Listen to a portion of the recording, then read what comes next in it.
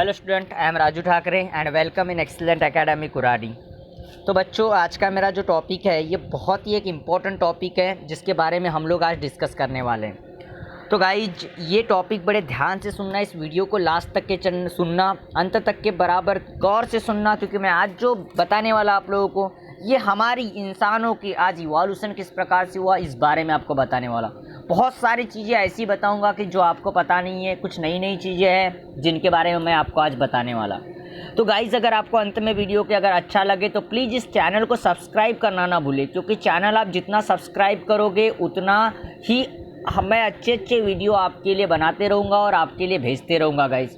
तो गाइज़, मेरा वीडियो मैं स्टार्ट करने से पहले ही आपको बता देता हूँ कि आपके हाथ में एक पेन होनी चाहिए, आगे रजिस्टर होना चाहिए, ताकि मैं जो भी कुछ नई चीज़ें आप लोगों को बताऊँ वो चीज़ें आप लोग क्या कर सको, वहाँ पर नोट कर सको। और गाइज़, अगर आप ये वीडियो मोबाइल पर सुन रहे हो तो बाकी के सारे ब्राउजर्स वगैरह आपको, जैसे मैं बताते रहता कि बंद कर देना है, बाकी के ब्राउजर्स पर कोई ध्यान नहीं देना है, पूरा फोकस इस वीडियो के ऊपर करना है और पूरी ऐसी एक एक चीज़ें सुनना है ताकि हमारे पूरे कॉन्सेप्ट क्या हो जाए, क्लियर हो जाए।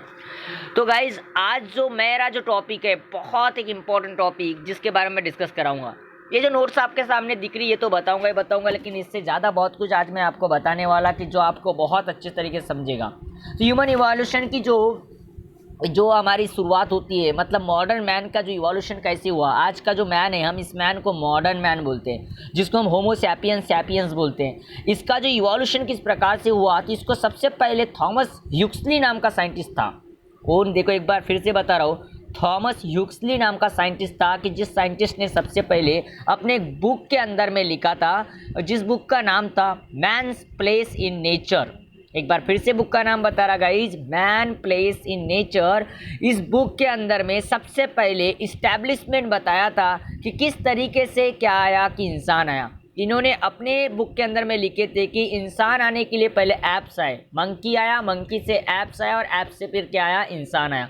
एप्स बोले तो ना मंकी ना इंसान जैसा बीच में का कुछ गोरिल्ला ओरिल्ला टाइप जो प्राणी होते हैं उन तरीके से कुछ जीव आए, ऐसा इन्होंने अपने बुक के अंदर में लिखे थे जो साइंटिस्ट थे थॉमस ह्यूक्सली। उसके बाद में और इन्होंने बताया थे 1863 के अंदर। उसके बाद में डार्विन्स आए 1871 में, अपनी बुक के अंदर में उन्होंने बताया, जिस बुक का नाम था the descent of man. The descent of man नाम की इन्होंने एक बुक बनाए। उस बुक के अंदर में बताया और पूरा कॉन्सेप्ट हमारा मिसअंडरस्टूड कर दिए, कि इन्होंने बताया कि ऐप से आया, फिर उसके बाद में it was believed that man has describe from the app. इस तरीके से बहुत सारे कॉन्सेप्ट बताए। तो अकॉर्डिंग टू इनका अगर कंक्लूजन मैं लगा दूँ, इन सब थेरीज का कंक्लूजन के हिसाब से अगर बोलूँ, तो इंसान का जो सबसे बड़ा जो एनिमल किंगडम होता है, इस एनिमल किंगडम के अंदर में ऑर्डर है प्राइमेट्स नाम का।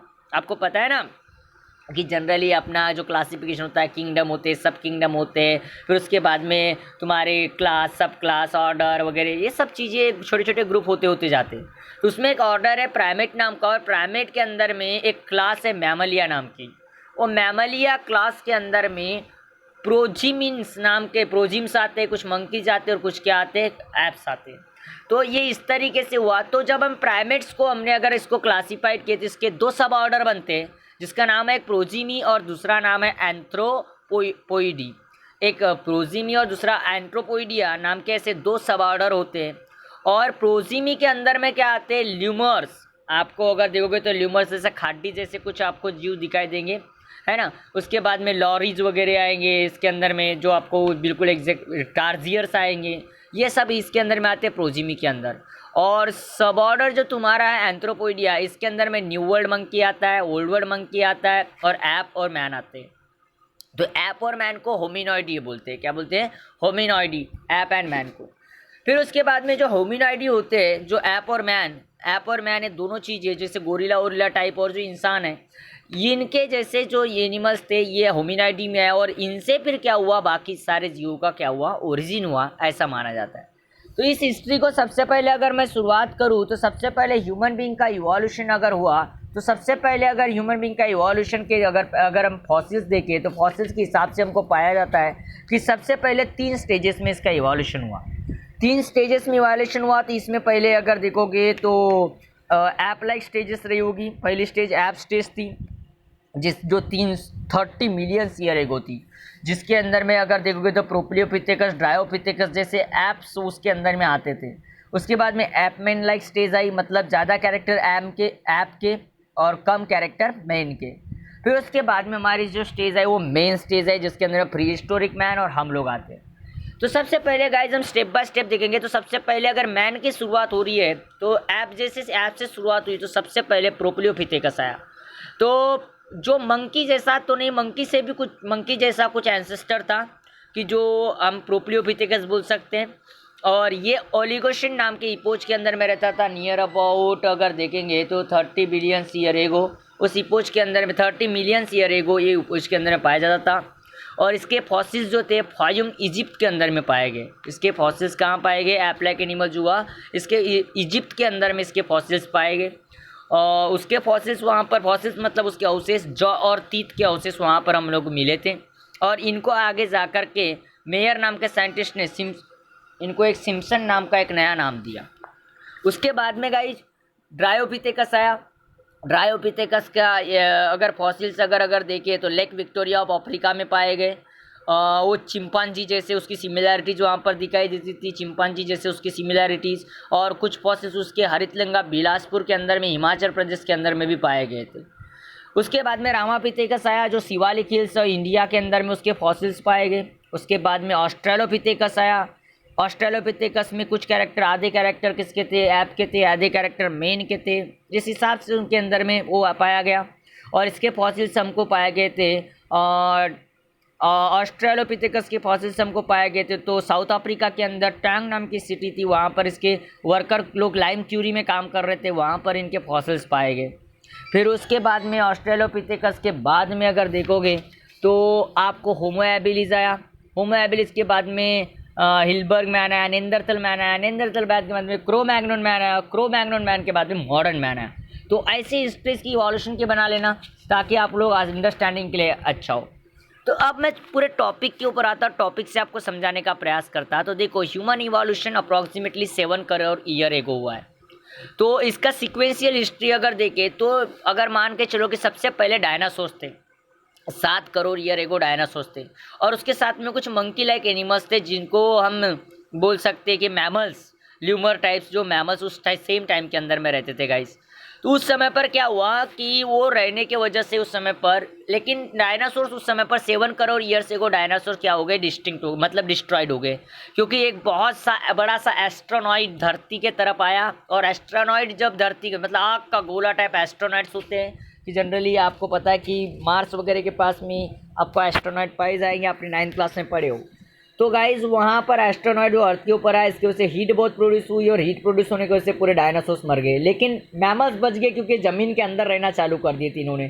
क्योंकि इनको डायनासोर खाते थे, जब ये ज़मीन के ऊपर रहते थे तो डायनासोर इनको किल कर देते थे, डायनासोर इसको किल करते थे, तो इसकी वजह से ज़मीन के अंदर रहना चालू कर दिए थे। तो ज़मीन के अंदर हीट का उतना इफेक्ट नहीं हुआ, इस वजह से ये कुछ बच गए। तो फिर उससे फिर ऐप लाइक एनिमल्स, जिसको ये यहाँ पर इवोल्यूशन हुआ नियर अबाउट 4 करोड़ ईयर से को। और इसके अंदर में उसकी जो पूछ थी वो थोड़ा सा डिसअपियरेंस पूछ दिखाई देती, इनलार्जमेंट ऑफ ब्रेन थोड़ा सा बड़ा सा, and improved in functioning of hand, मतलब इसकी फंक्शनिंग क्या थी? इम्प्रूव थी, हाथ की फंक्शनिंग इसकी ज़्यादा होती थी। और इस तरीके से ये जीव यहाँ पर हमको पाया गया। आफ्टर दैट गाइज, उसके बाद में अगर देखें तो फिर उसके बाद में ये जो अफ्रीका, मैंने जैसे इसके पहले स्टार्टिंग में बताया, कुछ ऐप लाइक एनिमल्स इवॉल्व हुए, जैसे गोरिलाज बोलो, चिंपांजी बोलो। ये 2.5 करोड़ ईयर एगो क्या हुए? इवॉल्व हुए, जिसको ड्रायोपिथेकस बोला था मैंने। तो ड्रायोपिथेकस की अगर हिस्ट्री अगर देखोगे तो ड्रायोपिथेकस के बारे में मैंने बताया था कि आपको ये Dryopithecus lake Victoria of Africa में पाया गया।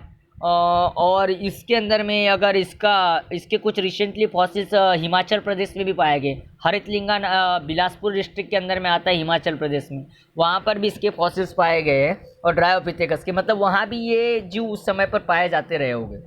फिर ह्यूमन लाइक एनिमल्स जो हुआ वो आए जनरली हैंड ईटिंग थे और other work evolve from the 2 years ago. मतलब उसके बाद में कुछ ऐसे जीव आए कि जिन्होंने कुछ अपने आप को ब्रेन का डेवलप होते गया, उनका उनमें डिफरेंस आते गया, डेवलप होते गया। और हैंड की वर्किंग वाले कुछ एनिमल्स अपने को दिखाई देने बैठे। इसमें सबसे पहले अगर देखें तो ह्यूमन लाइक ऐप अगर कोई आया तो ईस्ट अफ्रीका के अंदर में पाया गया, जिसका नाम था रामापिथेकस। एक्चुअली इसके फॉसिल्स जो है हमारे शिवालिक हिल्स पर भी मिले थे। जिसको जी लेविस नाम के साइंटिस्ट ने 1930 में ढूंढ के निकाला था हमारे शिवालिक हिल्स के ऊपर। तो उसको शिवालिक हिल्स इंडिया का नाम है, इसलिए उसको रामापिथेकस भी बोला गया था। उसके बाद में around the 40 lakh years ago this ape grew larger in size and become Australopithecus. Larger बड़े होते गए और उनके जो मोर इंटेलिजेंट हो गया और ऑस्ट्रेलोपिथेकस बना। तो Australopithecus is the connecting link between the app and man. मतलब ना वो पूरी तरीके से ऐप था, ना पूरी तरीके से मैन था, बीच का चेक था। मतलब ये सीक्वेंशियल, पहले प्रोपियोपिथेकस से ड्रायोपिथेकस आया, ड्रायोपिथेकस से रामापिथेकस, मतलब जैसे जैसे डेवलपमेंट होते गया तो इंसान की तरफ बढ़ रहे बेटा हम लोग। फिर उसके बाद में ऑस्ट्रेलोपिथेकस के फॉसिल्स हमको पहले ही बताया साउथ अफ्रीका के टैंग नाम के प्लेस के अंदर में वर्कर लोगों को मिले थे। और इसमें आगे जाकर के फिर होमो एबिलिस या स्किल्ड मैन, जिसने भाले वगैरह बनाना, शिकार करना चालू किया, हंटिंग वगैरह करना चालू किया। ये सब आपने इतिहास में पढ़े हो गाइस, हिस्ट्री में पढ़े हो, अस्मयुगातिल मानव ये आपने पढ़े हो। हंटिंग वंटिंग मतलब उसको वो हैंडीमैन वगैरह बनना क्या हुआ चालू हो गया। तो फिर शिकार करना चालू किए, शिकार करके खाने लगे। फिर उसके बाद में ह्यूमन अभी तक के ये 4 हैंड पर चल रहे थे। उसके बाद में 2 लेग के ऊपर में इरेक्ट मतलब सीधे चलने वाले कुछ जीव पाए गए चाइना के अंदर, इंडोनेशिया आसियान के धरती के ऊपर में अपने को पाए गए। उनको हमने नेंदरथल मैन बोले, 15 लाख ईयर्स एगो पाए गए। नेंदरथल मैन की अगर बात करूँ तो नेंदरथल मैन बहुत ही एक अलग टाइप का जीव था, जिसके फॉसिल्स अगर देखोगे जर्मनी के अंदर में पाए गए थे। जर्मनी के वैली के अंदर, वहाँ की जो वैली थी जर्मनी के अंदर, वहाँ पर इसके फॉसिल्स पाए गए थे। और ये जनरली अगर देखोगे तो 25,000 ईयर एगो ये डिस्टिंक्ट हो गए थे। उसके बाद में होमो सैपियन आया, बहुत अच्छे तरीके से, बहुत इम्प्रूव्ड वेराइटी का मैन, क्लास वाइज मैन। फिर होमो सैपियन के बाद में क्रोमैग्नोन मैन आया 50,000 साल पहले। और इसकी जो क्रैनियल कैपेसिटी थी गाइस, इसकी दिमाग की कैपेसिटी हमारी 1650 सीसी है, इनकी 1600 सीसी थी। मतलब ये हमसे ज़्यादा ब्रेन इनका डेवलप था क्रोमैग्नोन मैन का।